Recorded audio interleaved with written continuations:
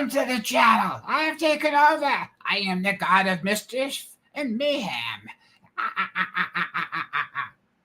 Hey, welcome to the Three Orcs channel. This is David. This is August 24th, 2025, and this is our weekly live stream for we catch up on what we've done all week and what we're planning to do next week.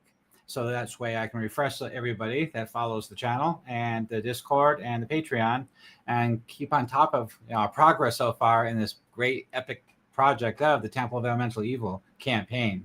Now, the campaign itself, and I'll repeat myself again in every video, that it's an epic version sandbox type campaign where you take the Game of Thrones and meet the Temple of Elemental Evil, where you're not just running the module from the pages, but you're running this epic world-shaking campaign that involves all the lands, territories, organizations, different villages, the area around the village of Nolb and the village of Hamlet. And there's a dozen other villages out there that have been fully keyed, just like the village of Hamlet has, even more so.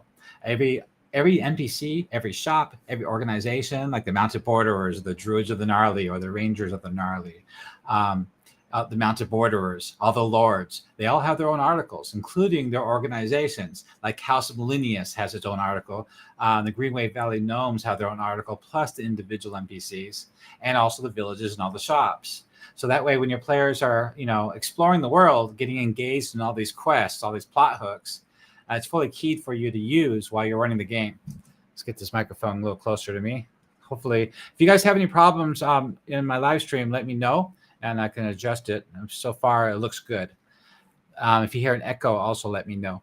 So this week, we didn't have a guest. Usually, we'll have a guest. I'll have like a Dungeon Master. That's part of the Three Orcs Discord channel, and we get to talk to them about their campaign, what they're doing in their campaign, how they're running it, how they're using this material, and what material they've come up with on their own, because everybody's running it a little bit differently, and they're also starting their campaign in different locations. I start mine in the city of Verbobonc, and others start in the Wild Coast, others start in Divers, in the Gnarly Forest. Your imagination is a limit how you can start this campaign. And because it's fully keyed everywhere, and all rumors and all activities are connected to the Temple of Elemental Evil activities. They're agents out in the field. They're troops, they're bandits, they're pirates, they're raiding, they're supplying the second rising of the Temple of Elemental Evil, the bandits and the brigands and the pirates, and also some lords.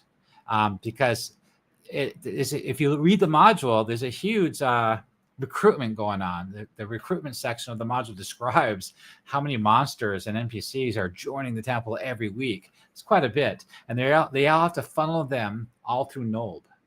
But Hedrick, the Supreme Commander of the Temple of Elemental Evil, they learned a lesson from last time, the first rising after the Battle of Emery Meadows. So they want to make sure they don't tip off the forces of good of what they're doing. They're trying to keep Nolb a hub of scum and villainy, a local problem of pirates and bandits. It's nothing world-shaking, nothing to bring in the Circle of Eight for. They want to make sure that's the view that the world has of Nolb, and they want to make sure it stays that way. And I did a whole video last week about what would happen if a paladin came rolling in, a player character with a paladin or a lawful good cleric came into town. What would happen? They don't want to murder them on the street right then and there, because they'll draw too much attention, from the bishop or that church. So, hey, welcome to the channel here.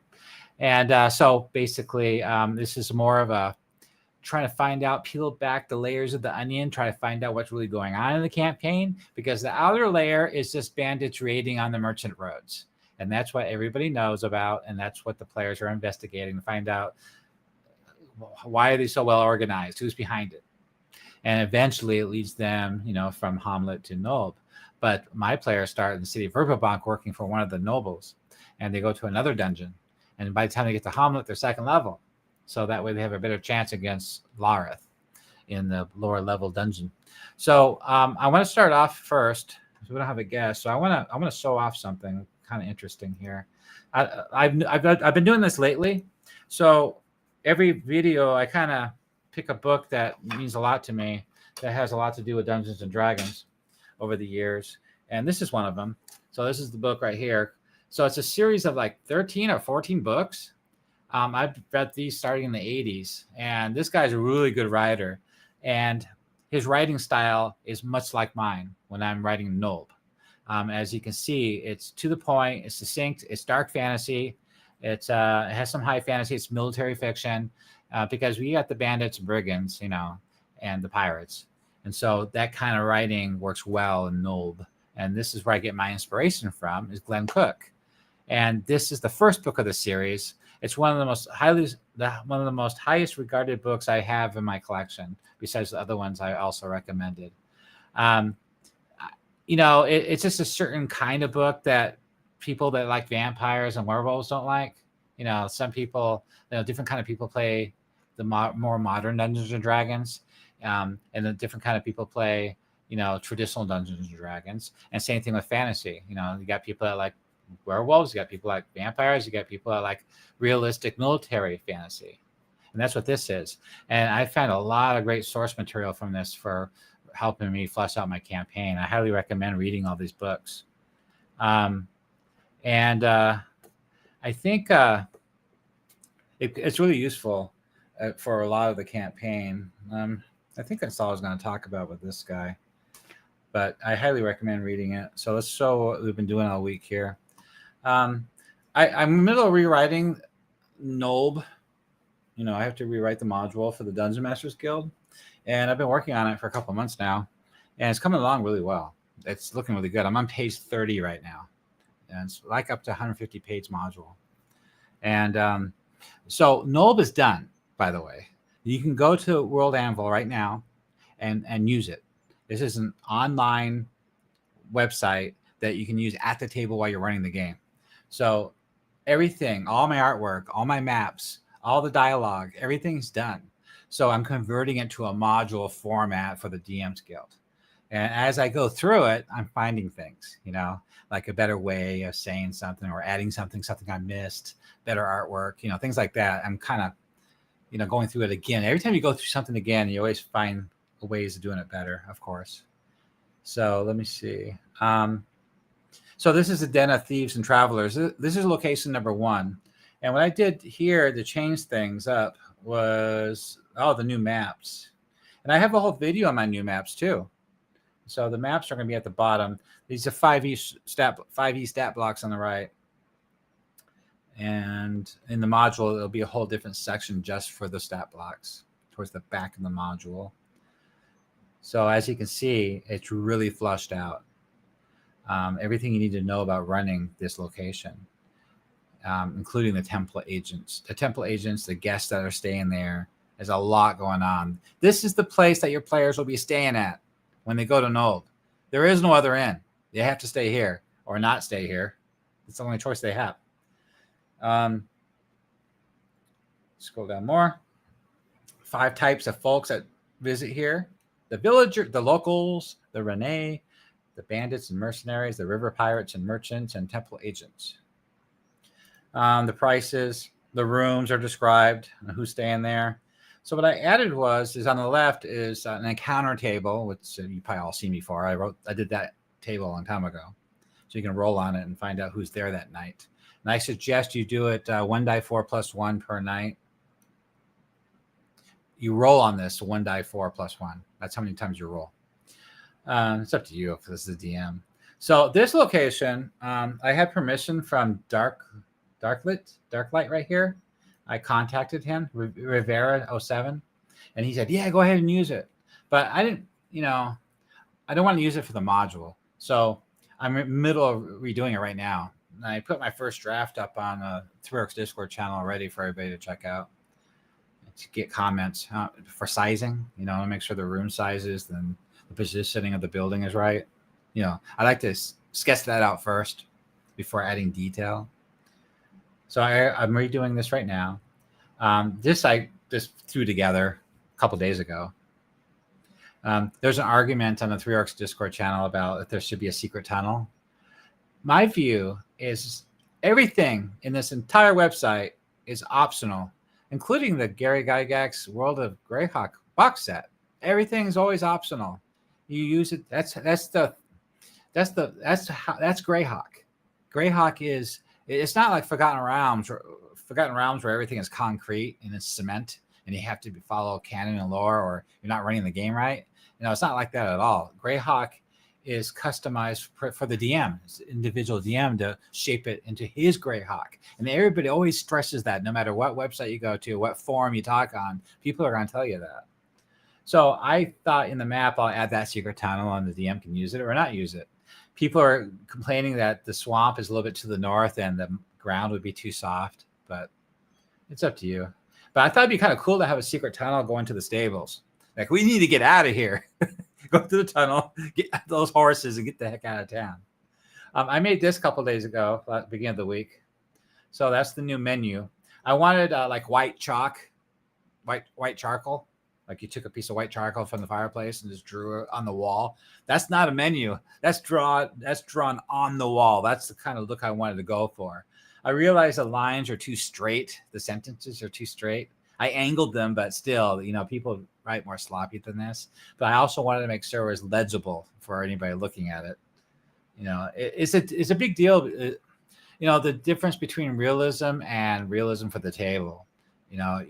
There's certain things about D&D that you have to overlook to run the game, and this is just one example of that, of how you run the game. Like, okay, there's no menus.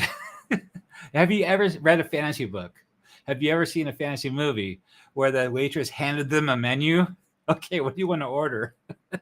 No, of course not. It's supposed to be Middle Ages, 16th century, 17th at the most.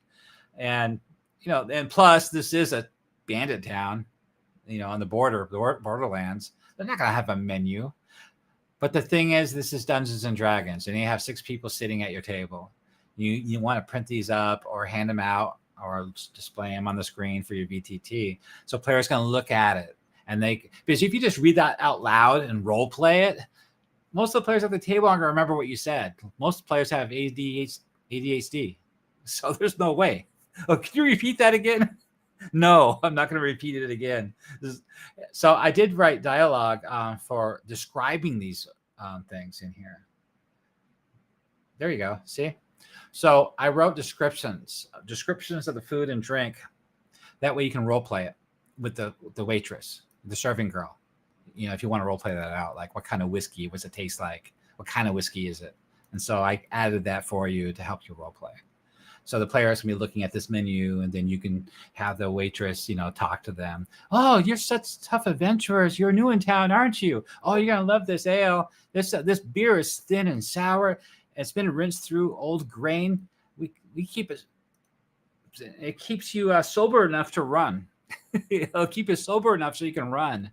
Little comments like that to make the players laugh or add a little bit of engagement to the, feeling to the game. So that's what I did with this update this week. And then my other one it's a big article. Yeah, this one's taken like 10 pages of the module just to get it done. So that's the water side. Boatman's is bigger. So the Boatman put a lot of work into this. I redid the structure and layout, so it's more referenceable for the different.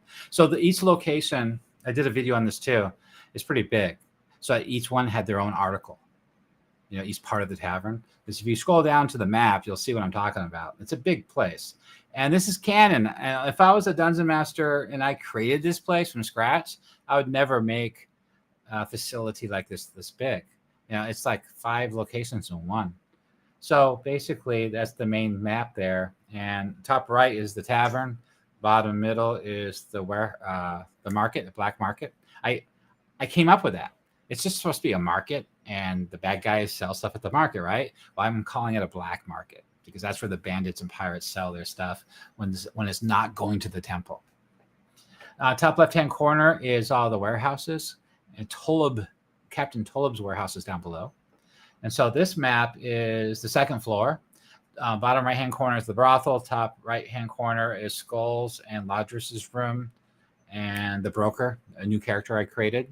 The broker is the one that goes in between the Temple of Elemental Evil and the pirates bringing in slaves, and the bandits bringing in prisoners. So he takes care of that. And he determines which ones go to the brothel, which ones go to the temple, makes money. Left-hand side is the top floor of the warehouse, and these rooms in the middle, these little tiny rooms, are for the guards and the serving girls. And there's a parlor. That's Lodger's big room right there. All right, so then we added more description to the menu, and then another encounter table for this location. Okay, and so each of these locations, like the tavern, the warehouse, they all have their own, like the basement has its own map. So there's the basement, and there's the map. Cool. So the right-hand side is a hidden door. That's where they keep the prisoners. So if authorities, like your paladin, we're going to investigate your basement. We're going to check it out and make sure your basement is good. And so the paladin goes down there and pokes around, and it's typical tavern stuff, supplies, you know. But behind that hidden door on the right is the entrance. There's blood stains on the floor, so they can get clues, right? And the warehouse to the left, that's Captain Toleb's pirate warehouse, which is basically full of merchant goods that he robbed, merchant ships, you know, their loot. So that's another thing in the campaign that you can role play, investigate. It's like an investigation, find out what's going on. And I made some tables for that too, so that when they break open a crate or a barrel, there you go. You can roll on the table and you can tell them what's in it. A basket of dried apples and pears, and they're wrinkled. Things like that. And then I also got some unique things on the left here, like a barrel of Velounese plum brandy with the temple seal has been scratched off. Here's a silk scarf and shass of House Millennius. It's a crest that's half burned. So these are all clues for, you know, find out what's going on. Pipe weed from the Mars, things like that. So there's a lot of cool stuff there. You know, you can make up your own stuff too. Okay, so I that's what I've been doing all week. If you guys have any questions about the campaign, you know, go ahead and ask them in the YouTube channel, and I can answer them for you. And so I also worked on. I made a new map. There, I did something. That's Black Company. Get rid of that.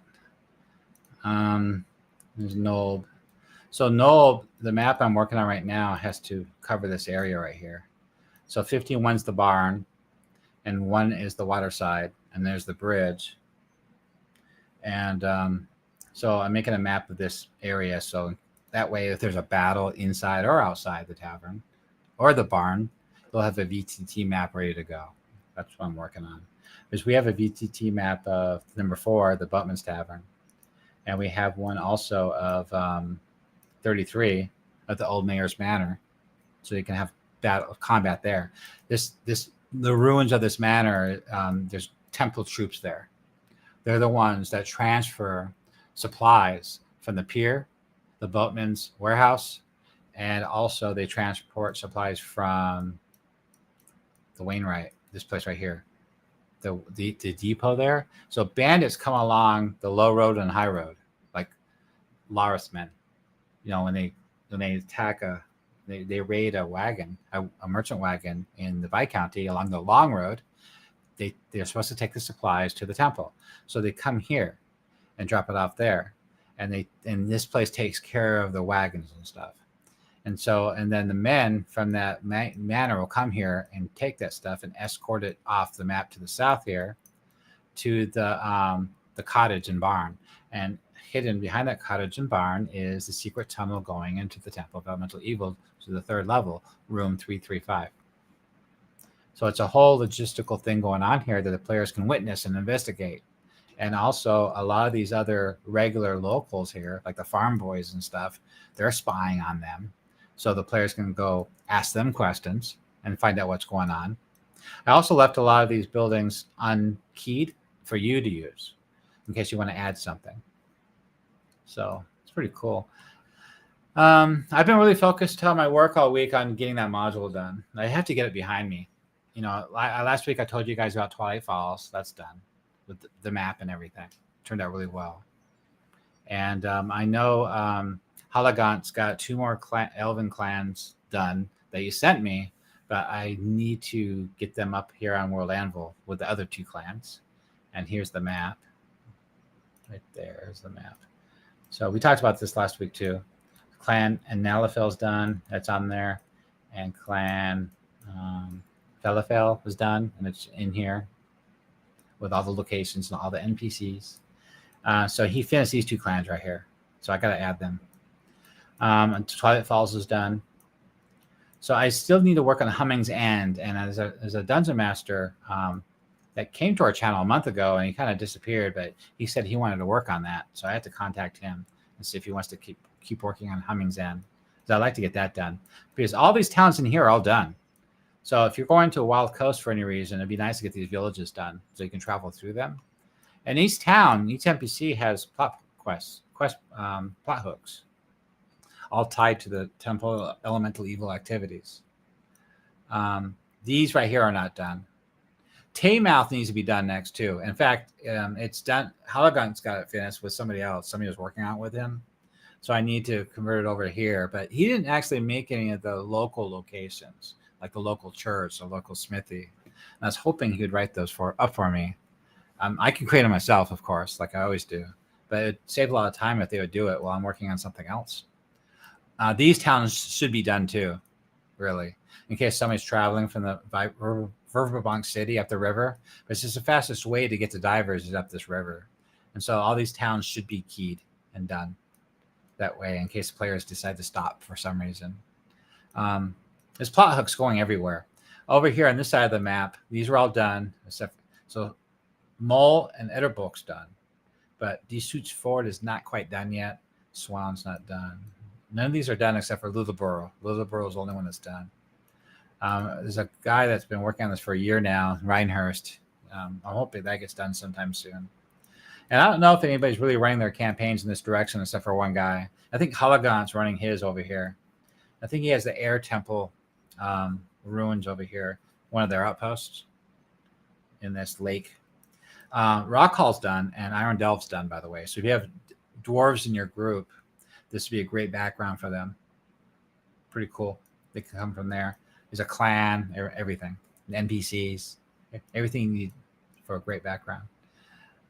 So next thing I wanted to talk about was if you guys had any questions. Let's see what we got here. So there's 7 of you watching, but no questions so far. The next thing I wanted to talk about real quick was, what we talked about on Discord, actually. That's a good idea. So on Discord, somebody had a question. So let's go ahead and talk about that real quick, because that's a good question he had. As you know, I wrote all these articles for the history of Verbobonc and the history of all the towns. You know, all that stuff's done. So I'm going to bring this over, I guess. Let's see. The font's too small. So let's see. I'm going to put it in and expand it in Word. Notepad. Just do Notepad. So Notepad. There we go. Come on. What are you doing? Oh. Yeah, Notepad saves stuff now. Isn't that weird? If you create a note in Notepad, it saves it. They really, up to over the years. It's like I was fixing my speakers up, my ADS L810 speaker cabinets, and I got instructions on how to redo the cabinets, and it's still there. Okay, here we go. Let's see if I can expand the fonts, make them larger. View, edit. Oh, where would it be? No. Let's see if I just do this. There you go. Okay. So you guys can see that good? Okay, so he asked if this was correct, if we're missing something. So this would be the timeline for what? The Temple of Elemental Evil, right? From the beginning. So in 245 Common Year, the kingdom of Firond, now Firondi, That's the end of the kingdom of Huron. Okay. Then he found out the Order of Veridian Star died. That's not I didn't list that in my background articles. Then the Hateful Wars, which I have a full article on. And then it was, so I don't know where he got this information from. So that's from, Air Temple acquires a golden rod from Aqua. I don't know. You might have got that background from probably the Return to the Temple of Elemental Evil. You probably got it from one of those kind of modules or documentation, because I definitely don't have that in mind. So the temple construction. So in 566 Common Year, the Temple of Elemental Evil construction was completed. Okay. I don't think I have that date in mind either, my list. Romog of the Earth Temple, he has a vision of a black tree. I don't know where he got that from either. I don't know anything about that. Penwick was raised by the Horde. Yeah. So Penwick is right here. There's Penwick. So the Temple of Elemental Evil is right here by Nold. And they went north and raised Penwick. Okay, so we're on track here. So that was in 569. Then Battle of Emerald Meadows. You know, a few more things happened on that timeline, so he did miss a few things, especially since the module is called Noble Ambitions. So what happened is either before or after, same year, they also raised Osbury Manor, the lands of Osbury. And that is right here. I put it here. Osbury Domain. So they raised that. There's a fighting retreat to this bridge right here by the letter N. Come on. And so that's when, not the whole army, obviously. So there's a fighting retreat from Penwick and the barony of Osbury to get to the city of Verbobonc, and her parents died right there at that battle. Well, for the rest of the villagers to get away. That's an important event because, especially if you're running Noble Ambitions. Then they went north. So the Horde, yeah, there were 3 times the human host. And then we got the siege of the temple. So more happened there too. So after the Battle of Emerald Meadows, they were in full rout. Whatever forces didn't get killed. And so they basically, the Righteous Army traveled down to Nulb. And then they cleared Nulb. It was like building to building battle, fighting with draw. There was a huge mage battle there too. Some archmages were going at it or something. And finally they cleared Nulb, and then they finally laid siege to the Temple of Elemental Evil. And they laid it to the ground into ruins. And instead of going in, they decided to seal it with wards, powerful wards, sealing in Zugdmoy specifically. Okay. So then after that, they found out about the Moat House by Hamlet. So a smaller army went to the Moat House and laid siege there and destroyed it. Then I don't know where we got this either. Air Temple, remnants of the Air Temple. He doesn't know where that is. So if you want to ask Hologant, I think he said the Air Temple was down here, right here by this lake. Or he said, I think the Earth Temple remnant base is up here around Ironwood. I think he said that. But that's not so in my campaign. I have a big problem with that. I'll show you why. So if we go to the DM only layer, okay, what you're looking at right now is pretty much the play area. You know, that's the play. You know, the whole map's the play area, but you know how hard it is for me to get the players from Ostwerk back to the city of Verbobonc just because he wants to buy a suit of plate mail? I didn't hear the end of it. He's still bitching about it after all these years. They go, you didn't have to go back to the city of Verbobonc. Go to the dungeon. You're going to find something better. You'll find plate mail in the dungeon. Why do you have to go all the way back to the city of Verbobonc, wait around for a month for them to fit it? I mean, it was just... Anyway, it was really hard to have to wrap their heads around the idea of role playing and spending time traveling all the way back to the city of Verbobonc to do something. And they also spent time reporting in. You know, the cleric reported to the bishop, the wizard reported to the Silver Consortium, Mages Guild. You know, so they had other reasons to go there. But still, I remember how it was kind of a pain in the butt to have players travel quite a bit of ways that's not farther than 10 miles. So, with that said, it's a lot easier if you limit your play area, not limit them, but keep all the interesting things within a certain range. Because if it's too far away, the players will ignore it. That's too far away. It's on the other side of the country. That's 100 miles away. We're not going to go there. You know. So anyway, this right here. Dang it, that's the long road. So that is the Shattered Monastery, abandoned monastery. That's where the Earth Temple base is for raiding. Because Lareth has the Mo House and for the Greater Temple, and he's raiding with his bandits. Well, the Earth Temple wants to raid too.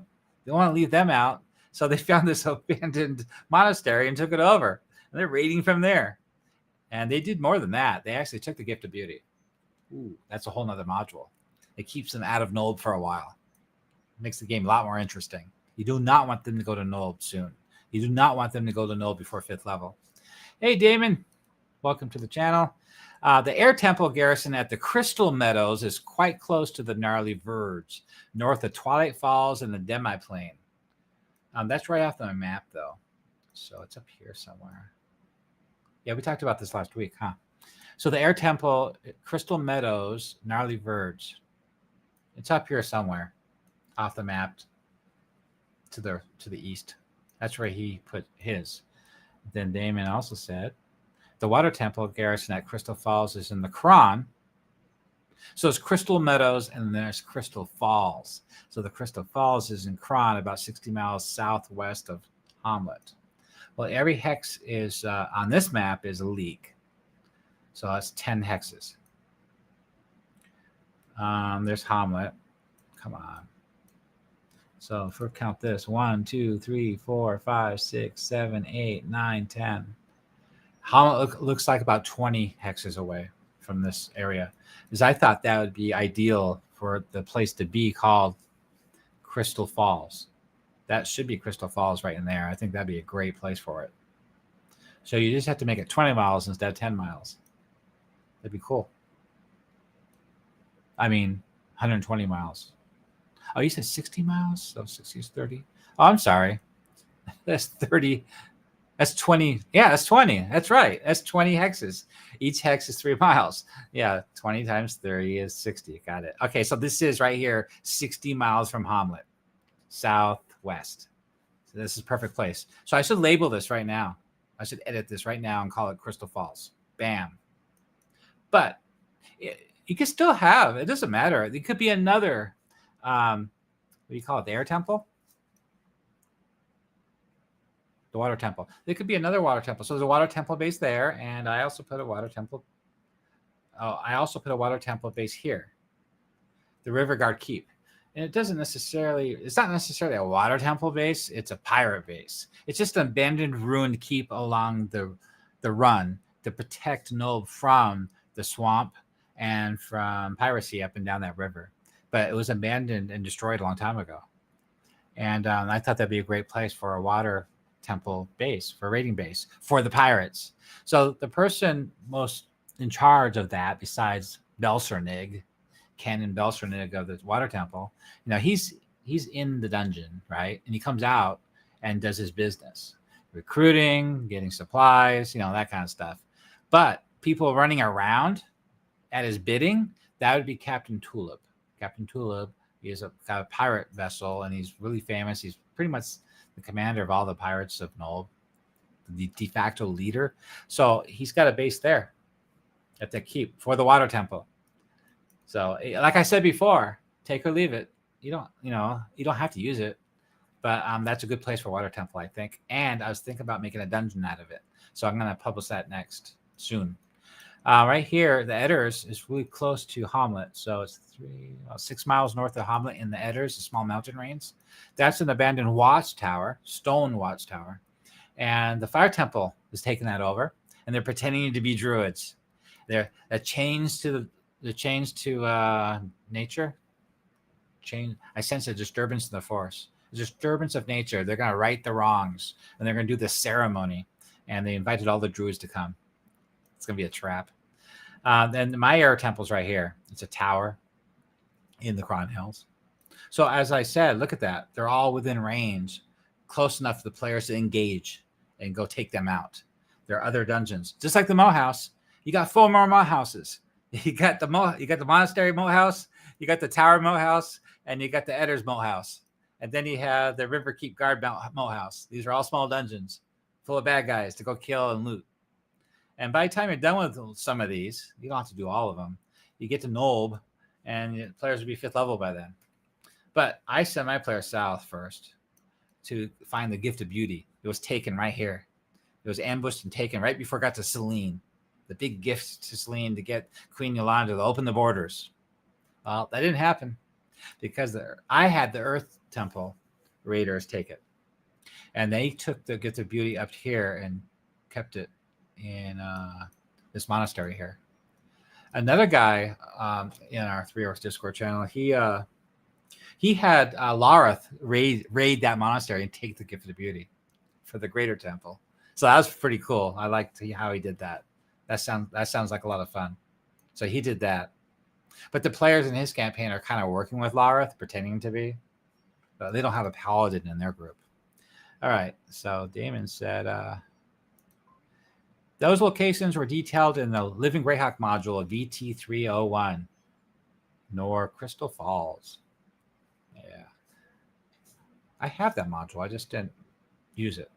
Okay. They also said that implication in these modules is that these temple holdouts were places of power, more than just temples, lesser nodes, if you will, that are naturally occurring.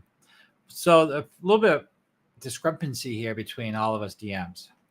I'm running my original Temple of Elemental Evil module campaign, the T1 through 4, in the year 569 Common Year. This is before the Greyhawk Wars. It was before any of that Living Greyhawks nonsense. But I'm using that stuff to flush the world out, to create these villages, create these organizations and NPCs. That's what's great about Living Greyhawk. That stuff still existed back in 569 Common Year. And you can still use it if you're running your campaign later, too. Like if you're running your campaign in 600 Common Year, you can still use all these locations and NPCs and articles and maps and stuff. So, Rock the Hobbit. Okay, so Rock the Hobbit says, why did the adventurers bring ladder to the Moat House? Because they heard the encounter was a bit over their heads. Ha ha! Good joke. You mean to get around the frogs? Anyway, so I just explained to people that haven't been following this channel forever and hearing all this. I'd like to bring it up again to get them on track of our thinking. This place right here, White Rock Clan, is an abandoned mine full of hill giants and ogres. That's from another Living Greyhawk module. So these dungeon locations are from Living Greyhawk modules. Like there's these giants raiding Shernab, and they need help. And they come to Hamlet begging the adventurers to come help them. That's why I made that module. So you can go, so the players will get something to do after the Moat House. So I got the players going to Shernab to help them, looking for the Gift of Beauty, and also find out why the gnomes are being attacked. The gnomes are coming out of Greenway Valley with their silver and gems from the silver and gem mines to bring the market to the city of Verbobonc. So as soon as they leave the Greenway Valley through Cron Fortress into Shernab, they head north up the Long Road through Hamlet, through Nib's Rest, through Edderbuck. They're being attacked here, along here specifically, next to the Edders, like where my cursor is. That's where they mostly get attacked. They also get attacked around here too. By these, look at, they're surrounded. The temples everywhere. They're constantly being attacked. They're being raided. Laris men are all over them. Sometimes they get attacked by the Air Temple, flying on their vultures. Sometimes they're attacked by the Earth Temple. Sometimes the Water Temple usually isn't over here though, along this road. The Water Temple keeps their pirates busy along the waterways, raiding merchant ships all the way up to the Velverdiver River. So if your players are using the river for any reason for traveling around in this campaign, you're going to encounter a lot more water temple forces and their pirates and their followers. See how that's different? So, but if you're here along the main North Merchant Road, you're going to get attacked by Loris bandits, Earth Temple bandits, or whatever their forces, the raiders, Air Temple ravens, vultures, whatever they're riding. The Fire Temple, they're doing something else. They're not really raiding. They're all just hanging out at that editor's place at the Scarlet Moon Hall. I'm going to rename that. That's not a good name. Because what they're doing is they're pretending to do that. It's called the Wicker Man ceremony. And they invited all the druids in the area to come attend this Wicker Man ceremony. It's going to bring balance back to nature. Because these druids can sense that the activities of the cultist of the Temple of Elemental Evil, whenever they use their powers and cause damage, they can sense it. Like there's an imbalance in nature. There's corruption, and they don't know where it's coming from, and they're not sure what it is, and they're all concerned. And that's another reason why a druid or a ranger player character, can be in this campaign serving his leaders, the leaders of the druids, the great druid or the gnarly ranger. And so anyway, it's a date set in your campaign. So I usually put it out about a month, because the players, they have to do the moat house and they have to do some other stuff. And I want to give them time to, I don't want them to do that first. I want them to be at least 3rd or 4th level before they do that. Because the Fire Temple forces there are pretty badass. It's not just them. It's also their guests that were invited to the ceremony. And some of the guests, you don't, like I said, you can use whatever you want. You don't have to use all that entire list of guests. Like there's some werewolves there. It's up to you if you want to use them. There's some bugbears there, things like that. So anyway, if they go there for the ceremony, so let's say you got a druid in your group, and the druid goes, I want to go to the ceremony. My master, the great druid said, I need to go and investigate and find out what this ceremony is all about. I'm going to go there and check it out. We got tickets. So they go there on that date, and there's a big ceremony going, and there's a big map, VTT map and everything. It's going to be a big battle. And so they're going to witness this summoning of a fire elemental. It's the largest, biggest 16 hit dice fire elemental ever. It's the Wicker Giant. What they do is they use this Wicker Giant. I mean, a wicker, a really massive statue of wicker of a giant, and they're going to burn it as a sacrifice to summon this elemental. And it's going to go around just killing everybody. All the druids, they're all going to die or run for it. And so the players would be for that. That'd be a lot of fun. That'd be cool. And think about it. If you look at the map, it's a watchtower on top of the Edders. That means everybody in the Hamlet, everybody in Nib's Rest are going to witness this in the distance, 6 miles away. 6 miles from Nib's Rest, 6 miles from Hamlet. They're going to see it up on the Edders. Big, huge, raging fire and people screaming and dying. That'd be awesome. The players would be in the middle of all that. The Wicker Man. I haven't created that encounter yet, but I'm supposed to hide that stuff until I do, because it's just copy paste all of it. I had to rewrite it. I can't see. Let's see. Where'd it go? Campaigns. The outposts. So Earth Temple, Raider Camp, Scarlet Moon Hall. Yeah, I showed this to somebody just to show what I'm working on, but I need to hide this again. Yeah. So I can't use their maps. I have to redo all the maps. And I have to redo all the descriptions and all the NPCs, all this artwork. I can't use any of this stuff. So it's just I give you an idea of what this location is going to be like. So basically, you see these locations right here? Oops, go back. They're numbered 1 through 8. Yeah, those are all camps. So all these different druids and werewolves and stuff are all camped out waiting for this event. And then that's the tower compound. And then the tower has its own levels too. And let's see, the event is, there's a werewolf camp, a cult camp, a druid camp, another cult camp, and druid, a bugbear camp. That's how much gold they got. The courtyard, the wicker giant. Bound in the wicker giant is a fire elemental. It remains quiet until the tower scaffolding starts to collapse. The priests beckon it forth, or the characters damage the wicker giant. Once it emerges, the elemental attacks any creature that could reasonably be mistaken for a fire cultist. That couldn't be reasonably be mistaken for a fire. So anybody that's not a fire cultist, it's going to kill. It burns anything nearby that's flammable. The whole place catches on fire, obviously. It's going to be a raging inferno. So it's all keyed. So I got to rewrite all this stuff. I really can't have this up on here. But I just want to show you guys that what I need to do. If somebody wants to work on this, let me know too. Because I got so much to work on. But it has to be rewritten, completely rewritten. Oh, there's another reason why it has to be rewritten. It doesn't, besides it has to be rewritten so it's your own words and your own artwork and your own map. Besides that, it's fan art, it's fan content. So as long as I do all that, it's still classified as fan content. So I'm allowed to do that. I just can't sell it unless it's on the DM's Guild. Then you can, because they sell that module on the DM's Guild. The other reason, a big reason, is that module is written for Forgotten Realms. Everything you saw there, all the characters and the descriptions and the lore in the background, that's all Forgotten Realms. It has to be completely rewritten for Greyhawk to fit in this campaign. That's what has to be rewritten to fit in.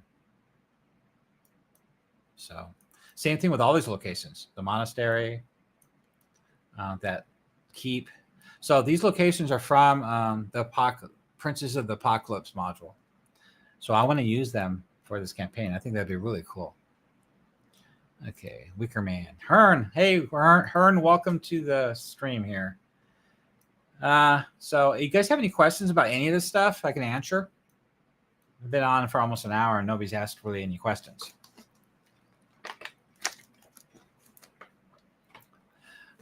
I've been working on my man cave.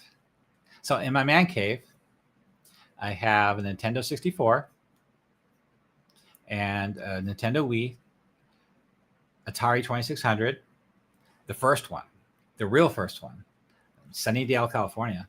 Only a year they were made here in America. I got one. It's got a lead plate in the middle.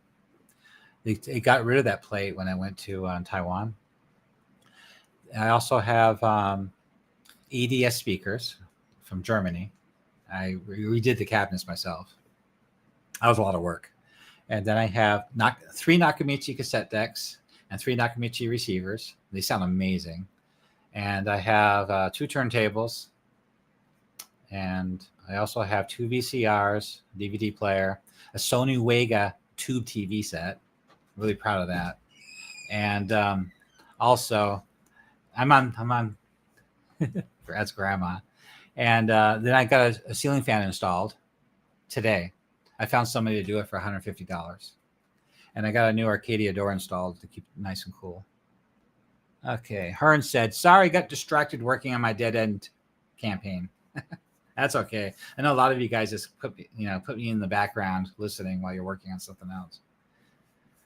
But I might do a video on just showing the man cave off, my back living room. It's pretty cool. I also created a whole bookshelf system with all my DVDs and VHS with Blockbuster signs. So it's like a Blockbuster rental area. You can pay to rent the movie out. I'm going to print up Blockbuster membership cards. And what else I got?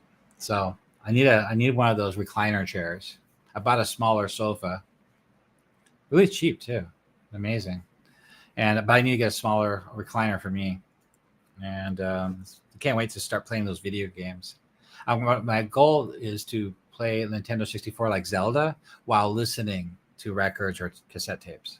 Do both at the same time. All right. Well, 2 turntables and a microphone. Yeah. Well, my bedroom has the other system, that big turntable and all my records. But yeah, I wanted to create another room like that. So, because that room wasn't being used, it was just collecting dust. It was all hot back there. So we got a new Arcadia door here in the desert, and a ceiling fan. So it's pretty cool. I'm pretty excited about that. And tonight after this, I'm gonna go enjoy it. Go play some Zelda or something. Let's see. I can't remember what else I worked on. It's basically the Village of Nold module. And whenever I update any of these locations while I'm doing the module, I'll update the website too. So that way the information is there. Because I added some more dialogue. I wrote some stuff. Some interesting stuff, actually. Yeah. I just don't remember what it was, but you have to look at the modules. You have to look at the articles yourself. All right. Well, we're going on an hour here. If you guys don't have any questions about the campaign that I can answer questions or look up for you, let me know. I know we were looking at this, actually. So 569 is where we're at right now. So anything after that is all Living Greyhawk era, after the Greyhawk Wars era. Oh, I'm sorry. 576, 579, that's now. Okay, so it was Hadrek leaves Nold to go to the temple. What was Hadrek doing on Nold? I don't know where you got that info from. Uwis sent Hadrek. He's the mouthpiece. He's the mouth of Uwis. I can look up Hadrek and tell you. Let's see what Hadrek has to say. Hadrek. Let's see. So it's just, I have info that he's an emissary, but no timelines. Just who he is and what he believes in. Relationship chart that I made. You know, how he thinks of other people. His allies and relationships. What's his background? His history. There's a lot of useful information here. Everything you need to know to run him. See, Hadrek rarely sets foot beyond his sanctum of the Great Temple. His more relationships, operational summary, his strategy, a lot of politics. I made some quests. These are the quests I wrote. Yeah. So there's no background here. Hadrek doesn't have a background. So whatever background you got, you got it from somebody else. You got it from another product, another module. Because I couldn't find that background. So it might have been like the Return to the Temple of Elemental Evil. That might have mentioned in passing his background of that date. Because if he actually had a full background, like his whole history of his rise to power with Uwis, I would have found it and used it. I would have put it in here. But I never found anything like that. So I don't have that. Oh, Damon. Let's see. It's in our 3 Arcs Discord channel. So it was Arcade. Arcade actually was putting this together for his campaign. A timeline of events around the Temple of Elemental Evil. And he asked us in chat, you know, if he was missing anything. But some of this stuff I don't have. Then he wrote, Loth tells Romog to go to the temple to Hadrek. So I don't know where he got that from. That must be from the Return of the Temple of Elemental Evil or something like that. Like Lara's Diary type stuff. Fire Temple Garrison. Fire Temple garrisons the temple. I don't know where he got that. Thrommel's kidnapped. Yeah, we know that. Romog subverts the bugbears. I don't know where you got the break skull bugbears at. There's a bugbear tribe in this campaign world. You can go there. There's an article for them that they recruited. Commander Feldrin recruited them. But I don't know where you got the break skull tribe from. And aids them conquering the other tribes. You must have made this all up yourself. The king. There's the king. Azrag the Grey. So Damon said, Hadrek is a Sybarite and a lover of luxury. I don't see him going to Filthy Nold unless something particularly enticed lured him out. Yeah, you're right. Definitely wouldn't go out. In 576, raids start up again with Relmog's bugbears. So somehow or another, this must be for his personal campaign. So he's got bugbears raiding. Burn comes to Hamlet, and the castle starts, the castle construction. I thought the castle construction, 576. Okay. Then the Earth Temple acquires a portable hole. So this is definitely his campaign. So what he told me in chat, he decided that the Earth Temple took over the whole level, and the only way to access it is through a portable hole. That's what he changed. Earth Temple recruits the bugbears. Okay. Falarinth finds the golden rod. Hadrek calls Uiz. The gates open with Alrarun. Yeah, I don't understand that part either. Fire Temple bandits start raiding. Okay. Air Temple's wiped out. I guess that's in his campaign. Lareth corrupted and sent to the Moat House. Yeah, so this is his take on the campaign. I don't know why he's asking us what he's missing, beyond the fact that maybe canonical lore is missing that he didn't want to overlook. That's probably what it is. So if you guys see anything that's missing from canonical lore, that's what he's asking, so you can add it to the timeline. A lot of this stuff is his own campaign, which I don't have a problem with. It's cool. Everybody should have their own campaign. You know, if you guys have legitimate changes to the campaign, let me know so we can add it to this project. Yeah, the golden rod. The golden rod, he must be talking about the golden skull. Yeah, he is. Definitely. Anyway, I just wanted to bring that up because that was in chat today. And I thought that'd be a cool thing to talk about.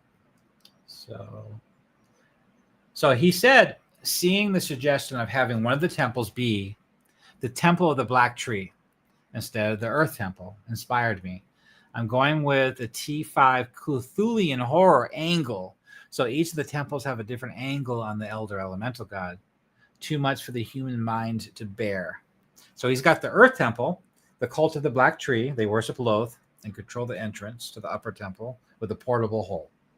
He's got the Fire Temple, Cult of the Golden Chain. They worship Uiz and use the secret tunnel to that cabin and the secret cabin to room 335. The Water Cult, he calls that the Cult of the Blood Eternal. They worship Zugmoy and take the chance to use the dimension door to travel in and out. Sometimes the magic wards cause accidents. The Air Temple, the Cult of the One True Word. They worship Zugmoy and summoned her in 569 Common Year. They were the original holders of the Orb of Golden Death and were shamed when the temple fell at that first time. Hadrak, the Cult of the Burning Eye. He's got a pact with Uiz, and they use the secret tunnel. So he is using the idea of the secret tunnel to for regular access into the temple, which is good. I'm still doing this elemental thing. The node gates go to the elemental planes proper. So one gate goes to the city of Brass, the other gate goes to the floating cities of Aqua, etc., etc. That's what he's doing. But the cults are less about worshiping the element and more about having some weird corrupted view of the elemental evil because of the sards of its being held by Uiz, Loth, and Zugmoy, granting clerical powers that wouldn't normally be available. So that's how he's running his campaign. So it's a good example of how everybody's doing their own thing. There's another DM combining the airships. God, what's that campaign called? Where they're flying around in ships. The players have an airship, so they fly into Hamlet and land. So that's what he's doing. Another Dungeon Master is running the Spelljammer. That's it, Spelljammer. Another Dungeon Master is running the B2 module in the local area. So he's got the Caves of Chaos full of cultists instead. So I guess he's using that kind of as a base, rating base, the Caves of Chaos. That's a pretty good idea. It's another base, right?